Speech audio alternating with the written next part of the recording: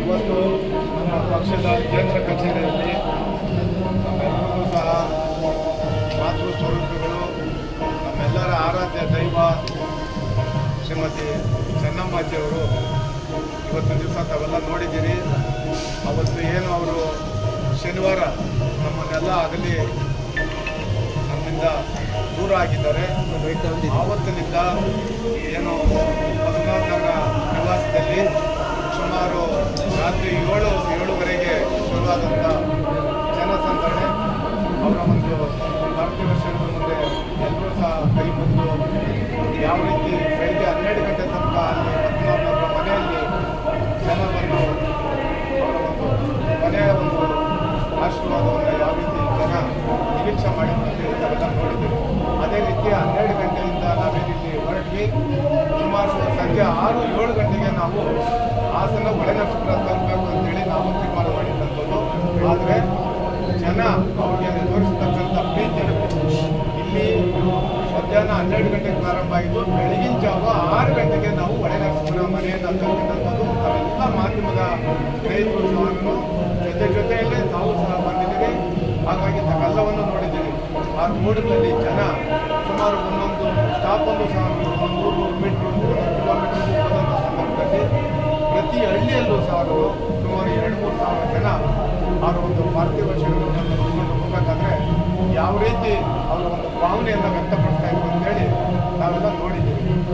ಆದರೆ ನಾನು ನೋಡಿರ್ತಕ್ಕಂಥದ್ದು ಅಮ್ಮವರು, ನಮಗೆಲ್ಲ ಗೊತ್ತಿದೆ, ನಾನು ವಿಧಾನ ಪರಿಷತ್ಗೆ ಆಯ್ಕೆಯಾದಂಥ ಸಂದರ್ಭದಲ್ಲಿ ನಾನೇನಾದರೂ ಇವತ್ತು ಈ ರಾಜ್ಯದಲ್ಲಿ ರಮೇಶ್ ಗೌಡ ಯಾರು ಅಂತ ಗೊತ್ತಾಗಬೇಕಾದ್ರೆ ಏನು ಪೂಜ್ಯ ದೇವೇಗೌಡರು ಸಾಹೇಬರು, ಕುಮಾರಣ್ಣ, ರೇವಣ್ಣ ಸಾಹೇಬರು ಯಾವ ರೀತಿ ಕಾರ್ಯಕರ್ತರು ಅದರ ಪೂರ್ತಿ ಯಶಸ್ಸು ಸಹ ಅಮ್ಮನವರಿಗೆ ಸಹ ಹೋಗಬೇಕಾಗ್ತದೆ. ಯಾಕಂತಂದರೆ ಅವತ್ತು ನಾನು ವಿಧಾನ ಪರಿಷತ್ಗೆ ಆಯ್ಕೆಯಾದಂಥ ಸಂದರ್ಭದಲ್ಲಿ ಅವತ್ತು ಮನೆಯಲ್ಲಿ ಪೌರ್ಣಮಿ, ನಿಮಗೆಲ್ಲ ಗೊತ್ತಿದೆ, ಪ್ರತಿ ಪೌರ್ಣಮಿಗೂ ಸಹ ಸತ್ಯನಾರಾಯಣ ಸ್ವಾಮಿ ಪೂಜೆ ಮಾಡಿದರೆ ಪದ್ಮನಾಭನಗರ ನಿವಾಸದಲ್ಲಿ.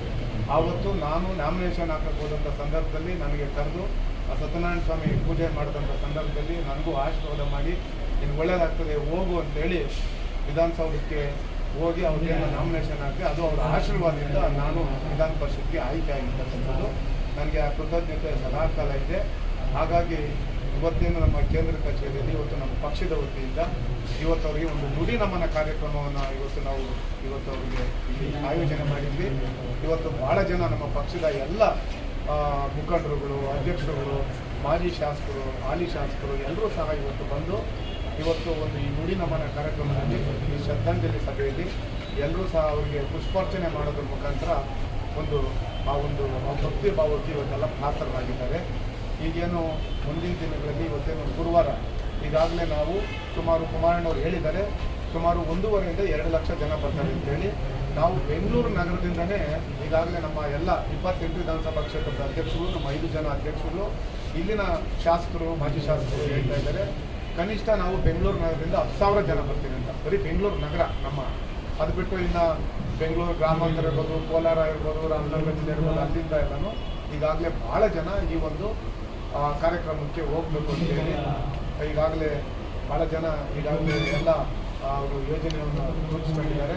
ಇದೆಲ್ಲ ಹೊರತುಪಡಿಸಿ ನಾನು ಹೇಳ್ತಕ್ಕಂಥದ್ದು ಆ ಮನೆಯಲ್ಲಿ ನಾನು ನೋಡಿದ್ದೀನಿ ಅಮ್ಮ ಅವ್ರನ್ನ. ನಾನು ಸುಮಾರು 16-17 ವರ್ಷದಿಂದ ನಾನು ನೋಡ್ತಾ ಇದ್ದೀನಿ. ಅವರು ಯಾರೇ ಬಂದರೂ ಸಹ ಅವ್ರು ಗೊತ್ತಲ್ಲ, ಬೆಳಗ್ಗೆ 6 ಗಂಟೆಗೆ ಪೂಜೆ ಕೂತ್ಕೊಂಡ್ರೆ 12 ಗಂಟೆ, 1 ಗಂಟೆ, 2 ಗಂಟೆ ತನಕ ದೇವ್ರ ಮನೆಗೆ ಕೂತ್ಕೊಂಡು ಪೂಜೆ ಮಾಡ್ತಾ ಇರೋದು. ಪೂಜೆ ಮಾಡೋ ಸಂದರ್ಭದಲ್ಲೂ ಯಾರಾದರೂ ಹೋಗಿ ದೇವ್ರ ಮನೇಲಿ ಅವ್ರು ಕೈ ಮುಗಿದ್ರೆ ಅವ್ರು ಸೈಗೆ ಮಾಡೋದು, ಕುತ್ಕೊಳ್ಳಿ ಅಂತ ಬಂದು ಅವರೇನೆ ಕೊನೆಗೆ ಊಟ ಮಾಡಿ ಅಂತ ಹೇಳಿದ್ರು. ಊಟ ಆಗಿದೆ ಅಂತಂದರೆ ಕನಿಷ್ಠ ಪಕ್ಷ ಅವ್ರಿಗೆ ಒಂದು ಹಣ್ಣಾದರೂ ಕೊಡೋದು, ಇಲ್ಲಾಂದರೆ ಒಂದು ಚಟ್ನಿ ನಿಪ್ಪಟ್ಟು ಅಂತ ಇಟ್ಕೊಂಡೇ ಇರ್ತಾಯಿದ್ರು. ಅದಾದರೂ ಕೊಟ್ಟು ಕಳಿಸ್ತಾ ಇದ್ರು. ಆ ರೀತಿ ಸ್ವಭಾವದಲ್ಲಿ ಯಾರೇ ಇಡೀ ರಾಜ್ಯದ ಉದ್ದಗಲಕ್ಕೂ ಯಾರೇ ಬಂದರೂ ಸಹ ಅವ್ರನ್ನ ಪ್ರೀತಿ ವಿಶ್ವಾಸದಿಂದ ಅವರ ಏನಾದರೂ ಒಂದು ಕಷ್ಟ ಇದ್ದರೆ ಆ ಕಷ್ಟಕ್ಕೆ ಏನಾದರೂ ಅವ್ರ ಹತ್ರ ಬಂದು ಪರಿಹಾರ ಕೇಳಿದಂಥ ಸಂದರ್ಭದಲ್ಲಿ ಅವ್ರ ಕಷ್ಟ ನನ್ನ ಕಷ್ಟ ಅಂತೇಳಿ ಅವರು ಪ್ರಾಮಾಣಿಕವಾಗಿ ಅವ್ರ ಕೆಲಸ ಕಾರ್ಯಗಳನ್ನು ಮಾಡಿಕೊಟ್ಟಿರ್ತಕ್ಕಂಥದ್ದು ನಾನು ಸುಮಾರು ವರ್ಷಗಳಿಂದ ನೋಡ್ಕೊಂಡ್ಬಂದಿದ್ದೀನಿ. ಹಾಗಾಗಿ ನಾನು ಹೇಳ್ತೇನೆ ಈ ಸಂದರ್ಭದಲ್ಲಿ ಈ ರಾಜ್ಯದಲ್ಲಿ ಭಾಳ ಜನ ಶಾಸಕರು, ಭಾಳ ಜನ ಮಾಜಿ ಶಾಸಕರು, ಅವರ ಧರ್ಮಪತ್ನಿಯರು ನಮ್ಮನ್ನು ಅಗಲಿ ಹೋದಂಥ ಸಂದರ್ಭದಲ್ಲಿ ನಾವು ಯಾವ ರೀತಿ ನೋಡಿದ್ದೀವಿ. ಆದರೆ ಇವತ್ತು ಪೂಜ್ಯ ದೇವೇಗೌಡರು ಸಾಹೇಬರು ಈ ರಾಜ್ಯದ ಮುಖ್ಯಮಂತ್ರಿ, ದೇಶದ ಪ್ರಧಾನಮಂತ್ರಿಗಳು, ಕುಮಾರಣ್ಣವರು